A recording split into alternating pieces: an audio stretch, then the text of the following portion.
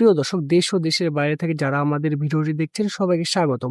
আজকে বলবো একটি গরিব অসহায় মেয়ের জীবন কাহিনী। যদি এই জীবন কাহিনী শুনে যদি কোনো ভাই আপুটির দায়িত্ব নিতে চান, অবশ্যই ডিসপ্লের উপর একটা নাম্বার দেওয়া আছে। নাম্বারে হোয়াটসঅ্যাপ এবং দুটোই আছে। এটা চ্যানেল কর্তৃপক্ষের নাম্বার। অবশ্যই আমাদেরকে তার একটা স্ক্রিনশট করে আমাদেরকে পাঠিয়ে দিবেন। আমরা আপুটির সাথে যোগাযোগ করিয়ে দেব। আপু আসসালামু আলাইকুম। ওয়ালাইকুম আসসালাম। কেমন আছেন? আলহামদুলিল্লাহ ভালো আছি।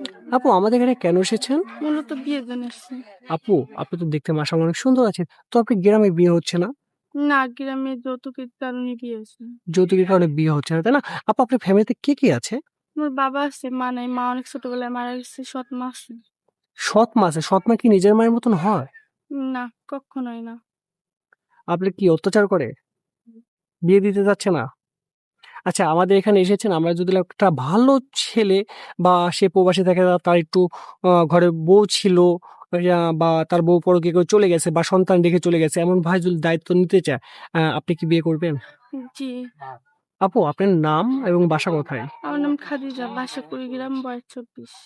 ঠিক আছে আপু, ভালো থাকবেন। আসসালামু আলাইকুম।